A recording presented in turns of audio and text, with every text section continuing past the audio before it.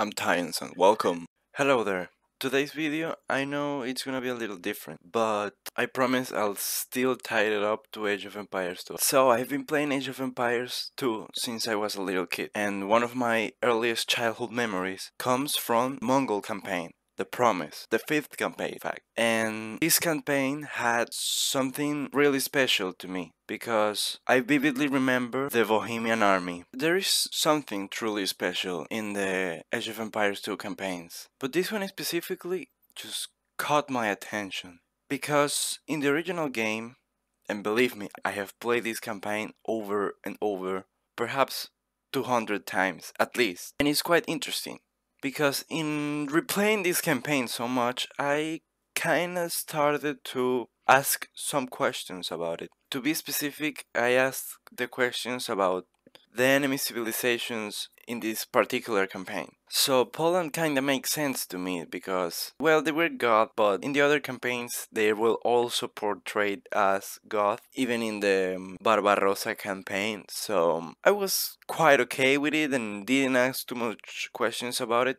But what piqued my interest was the German and the Bohemian, because I thought, well, I know people in my life have referred as the German national football team as the Teutons. So I knew the Germans were supposedly Teutons, right? So it kind of piqued my interest. Who were these Bohemians? Why they were also Teutons? Where did they came from? Were they the same people? And if so, why just not make one Germany and that's it, you know? So when you start the Mongol campaign, there is a scout that informs you that King Wenceslao is coming with a huge Bohemian army. And through Wenceslao, I came to understand that Bohemian was a kingdom of its own, but it also was part of the Holy Roman Empire. And then I understood why they were Teutons, because the Holy Roman Empire, I just connected the dots between the other campaigns and Age of Empires and all my limited knowledge about the Holy Roman Empire, and it kinda makes sense to me that the Bohemians were the Teutons. And well, doing some research about how this battle developed in reality, I came to understand that actually King Wenceslao, the One Eye, won against the Mongols. Yes, it wasn't the main army of the Mongols, but when you peek into the history of Mongols, they were ruthless. They conquered almost all of the known world. They were the largest continuous empire, and this guy just stopped them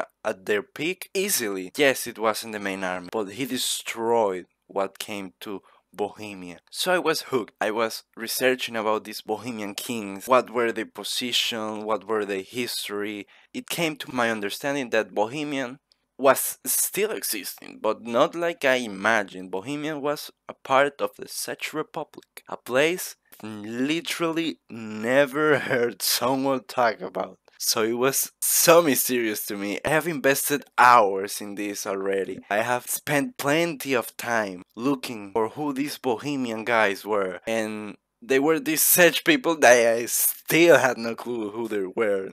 I didn't even knew what the language was, so now I know.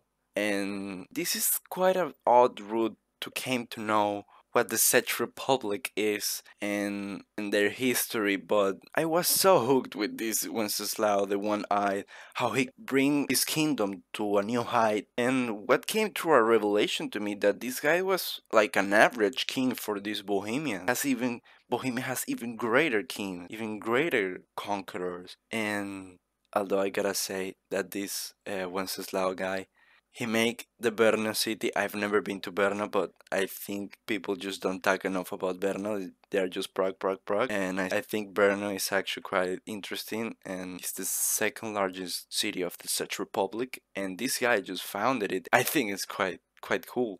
And he did so much deeds. He bettered Prague. He founded like 8 cities or so, and he conquered new lands. He was a good king that also had a good economic policies and allowed his people to prosper in all the medieval sense they can prosper. They're still the Middle Ages, but he was a good king, and I came to respect his rule, and through him it sparked a chain reaction that I think is still on to this day.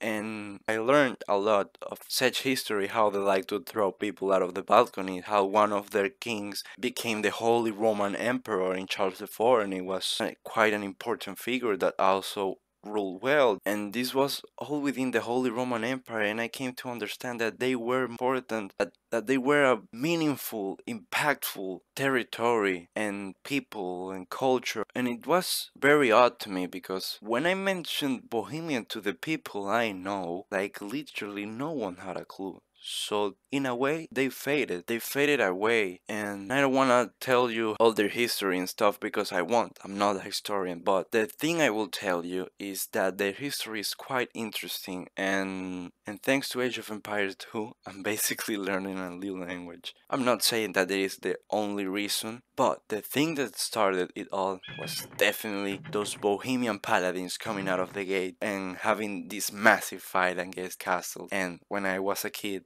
I in fact lost most of the time because I was terrible, but that's another thing completely. And remember this very fondly, and thanks to that moment, how I became to know about the Czech is why I am learning Czech right now, and I hope I could someday visit the Czech Republic. And take care of yourself. Ahoy!